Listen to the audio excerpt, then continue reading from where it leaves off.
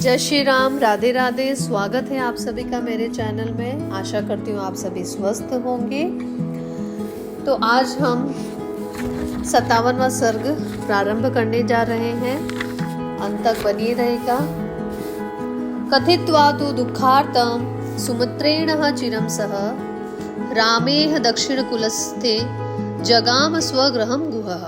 अर्थात इधर जब श्री राम गंगा के दक्षिण तट पर उतर गए तब गुह दुख से व्याकुल हो सुमंत्र के साथ बड़ी देर तक बातचीत करता रहा। उसके बाद वह सुमंत्र को साथ ले अपने घर को चला गया। श्री रामचंद्र जी का प्रयाग में भरद्वाज के आश्रम पर जाना, मुनि के द्वारा सत्कार पाना तथा चित्रकूट पर्वत पर पहुंचना, ये सब वृतांत श्रृंगवेर के निवासी गुप्तचरों ने देखे और लौटकर गुह को इन बातों से अवगत कराया। इन सब बातों को जानकर सुमंत्र गुह से विदा ले अपने उत्तम घोड़ों को रथ में जोतकर अयोध्या की ओर ही लौट पड़े। उस समय उनके मन में बड़ा दुख हो रहा था। वे मार्ग में सुगंधित वनों, नदियों, सरोवरों, गांवों और नगरों को देखते हुए बड़ी सावधानी के साथ शीघ्रता पूर्वक जा रहे थे। श्रृंगबेरपुर से लौटने के दूसरे दिन सायंकाल में अयोध्या पहुंचकर उन्होंने देखा सारी पुरी आनंद शून्य हो गई है।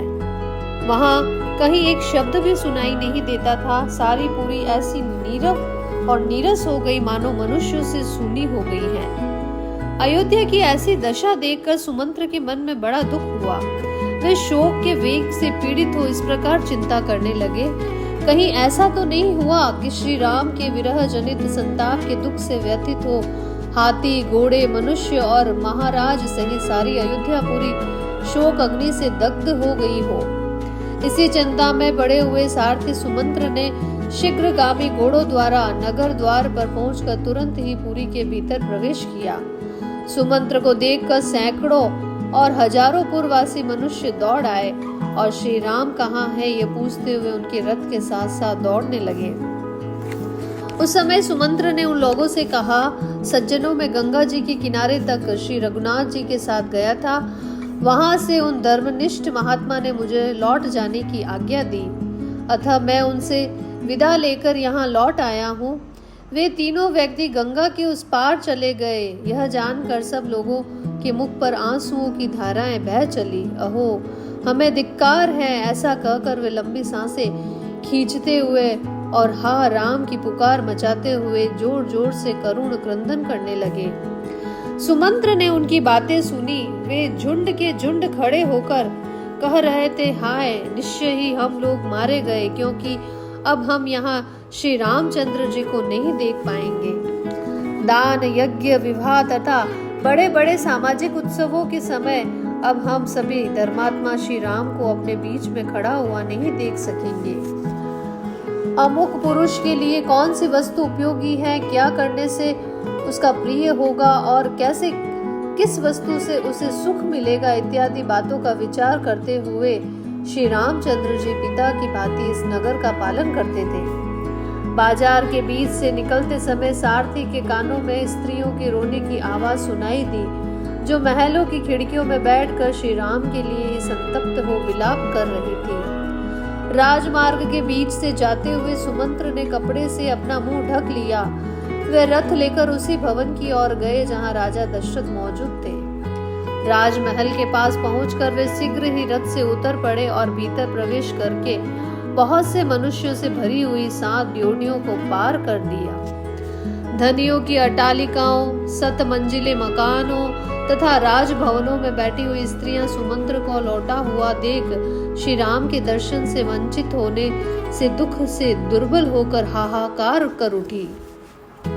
उनके कज्जल आदि से रहित बड़े बड़े नेत्र आंसुओं के वेग में डूबे हुए थे। वे स्त्रियां अत्यंत आर्त होकर अव्यक्त भाव से एक दूसरे की ओर देख रही थी। तदंतर राजमहलों में जहां तहां से श्री राम के शोक से संतप्त हुई राजा दशरथ की रानियों के मंद स्वर में कहे गए वचन सुनाई पड़े। हे सारथी सुमंत्र, श्री राम के साथ यहाँ से गए थे और उनके बिना ही यहाँ लौट आए हो। ऐसी दशा में करुण क्रंदन करती हुई कौशल्या को ये क्या उत्तर देंगे। मैं समझती हूँ जैसे जीवन दुख जनित है, निश्चय ही उसी प्रकार इसका नाश भी शुकर नहीं है। तभी तो न्यायत प्राप्त हुए अभिषेक को त्याग कर पुत्र के वन में चले जाने पर भी कौशल्या अभी तक जीवित है। रानियों की यह सच्ची बात सुनकर शोक से दग्ध से होते हुए सुमंत्र ने सहसा राजभवन में प्रवेश किया। 8वीं ड्योढ़ी में प्रवेश करके उन्होंने देखा राजा एक श्वेत भवन में बैठे और पुत्र शोक से मलिन, दीन तथा आतुर हो रहे हैं। सुमंत्र ने वहां बैठे हुए महाराज के पास जाकर उन्हें प्रणाम किया और श्री रामचंद्र जी की कही हुई बातें ज्यों की त्यों सुना दी। राजा ने चुपचाप ही वह सुन लिया। सुनकर उनका हृदय व्याकुल हो गया। फिर वे श्री राम के शोक से अत्यंत पीड़ित हो मूर्छित होकर पृथ्वी पर गिर पड़े। महाराज के मूर्छित हो जाने पर सारा अंतपुर दुख से व्यथित हो उठा। राजा के पृथ्वी पर गिरते ही सब लोग दोनों बाहें उठाकर जोर जोर से चित्कार करने लगे। उस समय कौशल्या ने सुमित्रा की सहायता से अपने पति को उठाया और इस प्रकार से कहा, महाभाग, ये सुमंत्र जी दुष्कर कर्म करने वाले श्री राम के दूत होकर उनका संदेश लेकर वनवास से लौटे हैं। आप इनसे बात क्यों नहीं करते हैं? रघुनंदन, पुत्र को वनवास दे देना अन्याय है। यह अन्याय करके आप लज्जित क्यों हो रहे हैं? उठिए, आपको अपने सत्य के पालन का पुण्य प्राप्त हो। जब आप इस तरह शोक करेंगे तब आपके सहायकों का समुदाय भी आपके साथ ही नष्ट हो जाएगा। देव, आप जिसके भय से सुमंत्र जी से श्री राम का समाचार नहीं पूछ रहे हैं, वह कैकेयी यहाँ मौजूद नहीं है, अतः निर्भय होकर बात कीजिए। महाराज से ऐसा कहकर कौशल्या का गला भर आया। आंसुओं के कारण उनसे बोला नहीं गया और वे शोक से व्याकुल होकर तुरंत ही पृथ्वी पर गिर पड़े। इस प्रकार विलाप करती हुई कौशल्या को भूमि पर देख अपने पति की मूर्छित दशा पर दृष्टिपात करके सभी रानियां उन्हें चारों ओर से घेर कर रोने लगी। अंतपुर से उठे हुए उस आर्तनाद को देख सुनकर नगर के बूढ़े और जवान पुरुष रो पड़े। सारी स्त्रियां भी रोने लगी। वह सारा नगर उस समय सब ओर से पुनः शोक से व्याकुल हो उठा। मूर्छा दूर होने पर जब राजा को चेत हुआ तब सुस्थिर चित्त होकर उन्होंने श्री राम का वृतांत सुनने के लिए सारथी सुमंत्र को सामने बुलाया। उस समय सुमंत्र श्री राम के ही शोक और चिंता में निरंतर डूबे रहने वाले दुख शोक से व्याकुल महाराज दशरथ के पास हाथ जोड़कर खड़े हो गए। जैसे जंगल से तुरंत पकड़कर लाया हुआ हाथी अपने यूथपति गजराज का चिंतन करके लंबी सांस खींचता और अत्यंत संतप्त तथा अस्वस्थ हो जाता है, उसी प्रकार बूढ़े राजा दशरथ श्री राम के लिए अत्यंत संतप्त हो लंबी सांस खींचकर उन्हीं का ध्यान करते हुए अस्वस्थ से हो गए थे।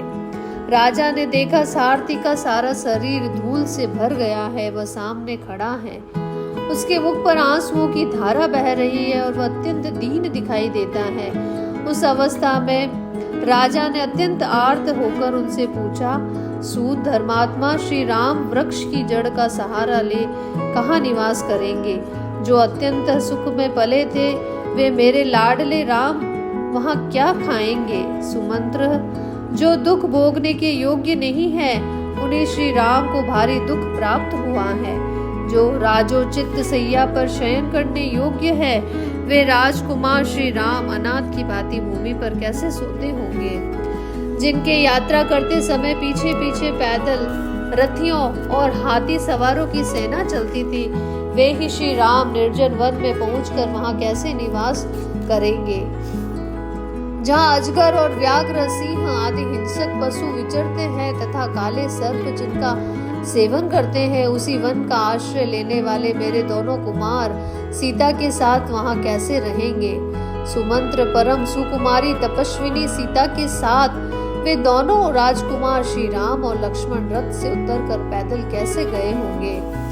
सारथे, तुम कृत्य हो गए, क्योंकि जैसे दोनों अश्विनी कुमार मंदराचल के वन में जाते हैं उसी प्रकार वन के भीतर प्रवेश करते हुए मेरे दोनों पुत्रों को तुमने अपनी आंखों से देखा है। सुमंत्र, वन में पहुंचकर श्री राम ने तुमसे क्या कहा, लक्ष्मण ने भी क्या कहा तथा मिथिलेश कुमारी सीता ने क्या संदेश दिया है। सूत, तुम श्री राम के बैठने, सोने और खाने पीने से संबंध रखने वाली बातें बताओ। जैसे स्वर्ग से गिरे हुए राजा ययाति सत्पुरुषों के बीच में उपस्थित होने पर सत्संग के प्रभाव से पुनः सुखी हो गए थे, उसी प्रकार तुम जैसे साधु पुरुष के मुख से पुत्र का वृतांत सुनने से मैं सुखपूर्वक जीवन धारण कर सकूंगा। महाराज के इस प्रकार पूछने पर सारथी सुमंत्र ने आंसुओं से रूंधी हुई गदगद वाणी द्वारा उनसे कहा, महाराज, श्री रामचंद्र जी ने धर्म का ही निरंतर पालन करते हुए दोनों हाथ जोड़कर और मस्तक झुकाकर कहा है, सूत, तुम मेरी ओर से आत्मज्ञानी तथा वंदनीय मेरे महात्मा पिता के दोनों चरणों में प्रणाम कहना तथा अंतपुर में सभी माताओं को मेरे आरोग्य का समाचार देते हुए उनसे विशेष रूप से मेरा यथोचित प्रणाम निवेदन करना। इसके बाद मेरी माता कौशल्या से मेरा प्रणाम करके बताना कि मैं कुशल से हूँ और धर्म पालन में सावधान रहता हूँ। फिर उनको मेरा यह संदेश सुनाना कि माँ, तुम सदा धर्म में तत्पर रहकर यथा समय अग्निशाला के सेवन में संलग्न रहना। देवी, महाराज को देवता के सम्मान मानकर उनके चरणों की सेवा करना। अभिमान और मान को त्याग कर सभी माताओं के प्रति सम्मान बर्ताव करना। उनके साथ हिल मिलकर रहना। अम्बे, जिसमें राजा का अनुराग है उस केकई को भी श्रेष्ठ मानकर उनका सत्कार करना। कुमार भरत के प्रति राजोचित वर्ताव करना। राजा छोटी उम्र के हो तो वे भी आदरणीय होते हैं, इस राजधर्म को याद रखना। कुमार भरत से भी मेरा कुशल समाचार बताकर उनसे मेरी ओर से कहना, भैया, तुम सभी माताओं के प्रति न्यायोचित वर्ताव करते रहना। इक्ष्वाकु कुल का आनंद बढ़ाने वाले महाबाहु भरत से यह भी कहना चाहिए कि युवराज पद पर अभिषिक्त होने के बाद भी तुम राज्य सिंहासन पर विराजमान पिताजी की रक्षा एवं सेवा में संलग्न रहना। राजा बहुत बूढ़े हो गए हैं, ऐसा मानकर तुम उनका विरोध न करना, उन्हें राज सिंहासन से न उतारना। युवराज पद पर ही प्रतिष्ठित रहकर उनकी आज्ञा का पालन करते हुए ही जीवन निर्वाह करना। फिर उन्होंने नेत्रों से बहुत आंसू बहाते हुए मुझसे भरत से कहने के लिए यह संदेश दिया, भरत, मेरे पुत्र वत्सला माता को अपनी ही माता के सम्मान समझना। मुझसे इतना ही कहकर महाबाहु यशस्वी कमल नयन श्री राम बड़े वेग से आंसुओं की वर्षा करने लगे। परंतु लक्ष्मण उस समय अत्यंत कुपित हो लंबी सांस खींचते हुए बोले, सुमंत्र जी, किस अपराध के कारण महाराज ने इन राजकुमार श्री राम को देश निकाला दे दिया है। राजा ने केकई का आदेश सुनकर झट से उसे पूर्ण करने की प्रतिज्ञा कर ली। उनका यह कार्य उचित हो या अनुचित हो, परंतु हम लोगों को उसके कारण कष्ट भोगना ही पड़ता है। श्री राम को वनवास देना केकई के लोभ के कारण हुआ है अथवा राजा के दिए हुए वरदान के कारण मेरी दृष्टि में यह सर्वथा पाप ही किया गया है।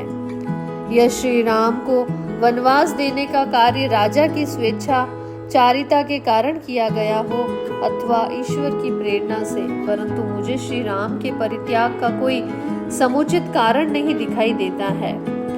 बुद्धि की कमी अथवा तुच्छता के कारण उचित अनुचित का विचार किए बिना ही जो यह राम वनवास रूपी शास्त्र विरुद्ध कार्य आरंभ किया गया है, यह अवश्य ही निंदा और दुख का जनक होगा।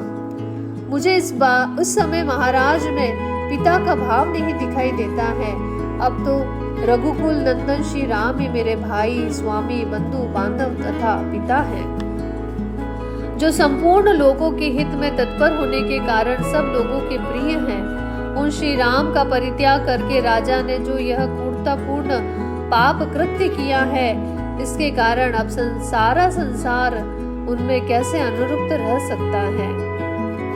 अब उनमें राजोचित गुण कहाँ रह गया है, जिनमें समस्त प्रजा का मन रमता है। उन धर्मात्मा श्री राम को देश निकाला देकर समस्त लोगों का विरोध करने के कारण अब वे कैसे राजा हो सकेंगे। महाराज, तपस्विनी जनक नंदिनी सीता को लंबी सांस खींचते हुए इस प्रकार निश्चेष्ट खड़ी थी मानो उनमें से किसी भूत का आवेश हो गया हो। वे भूली सी जान पड़ती थी। उन यशस्विनी राजकुमारी ने पहले कभी ऐसा संकट नहीं देखा था। वे पति के ही दुख से दुखी होकर रो रही थी। उन्होंने मुझसे कुछ भी नहीं कहा। मुझे इधर आने के लिए उद्यत देख वे सूखे मुंह से पति की ओर देखती हुई सहसा आंसू बहाने लगी थी। इस प्रकार लक्ष्मण की भुजाओं से सुरक्षित श्री राम उस समय हाथ जोड़े खड़े थे। उनके मुख पर आंसुओं की धारा बह रही थी।